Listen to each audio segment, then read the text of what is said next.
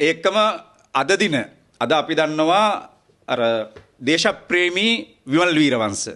මොකද ලංකාවේ දේශපාලනයේ රටයි ජාතියයි සම්බුද්ධ ශාසනයයි රණවිරුවයි මාකට් කරලා තමයි පහුගිය කාලෙම මේ දේශපාලන ජයග්‍රහණයෙන් කරගත්තේ. දැන් අපි දන්නවා විමල් වීරවංශ මහත්තයා මේ අද විශේෂයෙන්ම හවස 2:00ට විජේරාම් මන්සන්දියට එන්න කියලා තියෙනවා. General Shavindra Silva, admiral of the fleet Wasantha Karannagoda මැතිතුමා, ඒ වගේම ජෙනරල් ජගත් ජයසූරිය, ඒ වගේම කරුණම්මන් නම් මට නම් ඉතින් තාම කොටියම තමයි. හරි, මේ අය වෙනුවෙන් බ්‍රිතාන්‍යයේ තහනමක් පනලා තියෙනවා කියලා මේකට විරුද්ධව හඬ නගන්න එන්න කියලා මේ විමල් වීරවංශ කියන්නේ. එතකොට 2015 ඔබට මතක ඇති යුදාපරාධ චෝදනා එල්ල කරද්දී මේකට ඉස්සෙල්ලාම එළියට බැස්සි අපි. ওই විමල් වීරවංශලා කොහෙවත් හිටියේ නැහැ. හරිද? ද වීරවංශලට ආපහු ඕනේ කොහොම හරි කමන්නේ. දැන් ඉස්සර කිව්වේ කොහමද? මේ අපේ මලකඳම් මතින් තමයි කෝ රණවිරු ටික කොහෙටද අරන් යන්න ඕනේ කිව්වේ. මේ කිව්වේ මොකද්ද? මේ විදුලි පුටියට අරන් යන්නේ, දංගෙඩියට අරන් යන්නේ. දැන් වීරවංශලට ආපහු රණවිරු ටික මතක් කළා. ඒ නිසා විමල් වීරවංශ මහත්තයාගෙන් මම අහනවා බුද්ධියන්ස රණවිරු කීයක් හිරේ දැම්මද? කීයක් හිරේ දැම්මද? අඩුම ගානේ ඒක පවුලකට හාල් කිලෝ එකක් ගිහින් දුන්නද? අහිංසක දරුවෙකුට පොතක් පෑනක් ගිහිල්ලා දුන්නද? හැබැයි අද වීරවංශලා මේ දේශපාලන වශයෙන් මේ වලදාපු චරිත. ඒ නිසා සියලුම දෙනාට අපේ රණවිරුවන්ට මොකද කිසිම රණවිරු සංවිධානයක් අපෙන් නම් කිසිම සහයෝගයක් දෙන්නෙත් නැහැ. කිසිම කෙනෙක් එන්නෙත් නැහැ. ඒ ගැන කිසි ගැටලුවක් තියාගන්න එපා. ඒ වෙනුවෙන් අද ඒගොල්ලන්ගේ වැඩසටහනෙන් පස්සේ අපි මාධ්‍යෙන් උත්තර දෙන්න ලෑස්ති.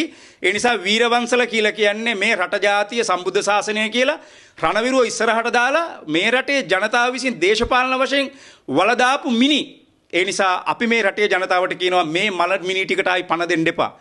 ඒ නිසා කවුරු හරි යන කෙනෙක් ඉන්නවා නම් අපි කියනවා ඔතෙන්ට යනකොට ලෙමන් පෆ් බිස්කට් පැකට් ටිකක් අරන් යන්න. මොකද වීරවංශ මහත්තයාට මේ ලෙමන් පෆ් තමයි ඕන වෙන්නේ.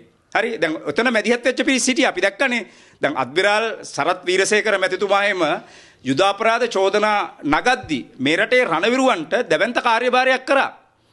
ජිනීවා වලට ගිහිල්ලා දැවැන්ත විශාල වැඩ කොටසක් කරා. අපි හිතන වීරවංශලා කොයිද හිටියේ? මේ රටේ අතුරුදහන් වීමේ කාර්යාලය දාන්න යනකොට මේ පනත ගේන්න ආපු පනත එදා අපි එළියට බහලා තමයි මේ පනත පාර්ලිමේන්තුවේ සම්මත කරන්න දුන්නේ නැත්තේ. ඒ නිසා වීරවංශ මහත්තයාට අපි කියනවා ඔයගොල්ලෝ දැන් දේශපාලන මලමිනී විතරයි. ඒ නිසා ඔයගොල්ලන්ට පණ දෙන්න මේ රටේ රණවිරුව සූදානම් නැහැ කියන පණිවිඩය අපි ලබා දෙනවා. බොහොම ස්තුතියි. ඒ කියන්නේ දැන් මේ උතුමා සඳහන් කරන්නේ මේ වෙන විට ඊට පස්සේ අපතුරු දෙදෙනෙක් සහ මන් සම්බන්ධයෙන් අපි කතා කරන්නේ නැහැ. ඒ තිදෙනාට එතකොට මේ එල්ල කරලා තියෙන චෝදනාව සම්බන්ධයෙන් රජයේ යම්කිසි පියවරක් ගන්න ඕනේ නැහැ. ඒ කියන්නේ විමල් වීරවංශලා දැන් නැවතත් කිඹුල් කඳුල් එහෙලන්නේ උන්ට ඒකෙන් ප්‍රතික්ෂේපයේ දේශපාලන නවසත් ගොඩනගා ගන්න. නෑ ඒකේ එතන රජයේ මැදිහත් වීම පෙන්වුවනේ. රජයේ යම්කිසි ප්‍රකාශයක් ඒ සම්බන්ධව කරලා තියෙනවා. එතකොට අපි කියන කාරණාව තමයි කවුරු හරි කෙනෙක් යුදාපරාධ කරලා තියෙනවා නම් දේශීය යාන්ත්‍රණයකින් දඬුවම් කරන්න ඕනි. හරි, ඒකේ කතා දෙයක් නෑ. දැන් මොකද මහින්ද රාජපක්ෂ මහත්තයා දැන් මේ ශනිකවම මේක එළියට දානවත් එක්ක මහින්ද මහත්තයාගෙන් මොකද එතුමා අපේ හදවතේ ඉන්න නායකයෙක්. ඒක කවදාවත් අපි ඒක අමතක කරන්නේ නැහැ. මොකද මේ රට බේරගන්න ඒ දේශපාලන නායකත්වයේ දීපු නායකයා. එතුමා ප්‍රකාශයක් කරලා තිබ්බා මෙව මේ චිත්‍රපටියක රංගනයක් එන්නේ මෙව්වා. මොකද මේ දැන් හිටන්නේත් ඡන්දයක් තියෙනවනේ. දැන් මේකේ ආපහු බලනවා මාකට් කරගන්න පුළුවන්ද කියලා මේ රට ජාතිය සම්බුද්ධ ශාසනය. ඒකම විශේෂයෙන්ම දැන් ඔය ශවින්ද්‍ර සිල්වා මැතිතුමා ගැන මම කියන්න ඕනේ යම් දෙයක්. අද මම මේ කොළවල අරන් ඇවිල්ලා තිබ්බනේද මම කලින් මාධ්‍ය සාකච්ඡාවේ මම කිව්වා මේ රණවිරුවන්ට වෙලා තියෙන අසාධාරණ. මේ ශවින්ද්‍ර සිල්වලා ඒ 2019 20 21 22 මේ ගත්ත තීන්දුව නිසා තමයි අද 10 ගාණක් ආබාධ රණවිරුව අද දුක් විඳින්නේ. ඒ නිසා මෙව අමතකයි. ඒ නිසා ඔය කවි රචනා ලියන කට්ටියට අපි කියනවා අපෙන් අහන්නකෝ.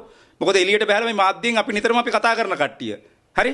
ඒ නිසා මේක පිටිපස්සේ ඉන්න කට්ටියත් අපි කවුද කියලා දන්නවා. දැන් ඒ වගේම තමයි දැන් අපි දන්නවා ඉන්දියාවේ අගමැති මෝදි මැතිතුමා ලංකාවට එන මේකක් තියෙනවා මම හිතන්නේ 4 වෙනිදා. දැන් වීරවංශලා ලෑස්ති වෙලා ඉන්නවා මේ උද්ඝෝෂණයකුත් කරන්න. ඇයි වීරවංශලට තමන්ගේ පරාජය දරා ගන්න බැරුව මොකද්ද කරන්නේ? අපි දන්නවා දැන් ඉන්දියාවෙන් විශේෂයෙන්ම මේ රටේ සංවර්ධනය වෙනුවෙන් ගොඩක් උදව් කරන වෙලාවක දැන් මේ යනකොට මෝදි විරෝධයක් පෙන්වන්න. වීරවංශලා හැමදාම කරේ ඒක. ඒ නිසා රටේ ජනතාවගෙන් ඉල්ලනවා තව දුරටත් මේ වීරවංශලට ඇඳෙන්න එපා. කවුද මේ වීරවංශලා? ඒ වගේම මේ රටේ බුද්ධියන්සෙන් අපි ඉල්ලීමක් කරනවා විශේෂයෙන්ම මෙන්න මේ පුද්ගලයෝ ගැන හොයලා බලන්න. මොකද්ද මේගොල්ලෝ කරන්න කියලා. දැන් මෝදි අගමැතිතුමා එනකොට ඉන්දියන් විරෝධයක් පෙන්වන්න යන්නේ. එතකොට මොකක්ද වෙන්නේ? රාජතාන්ත්‍රික විදියට මේ රට යම් කිසි විදියකට ඉස්සරහට යනවා කියලා අපිට පේනවා. ඒ නිසා තමයි අපි මේ කතා කරන්නේ.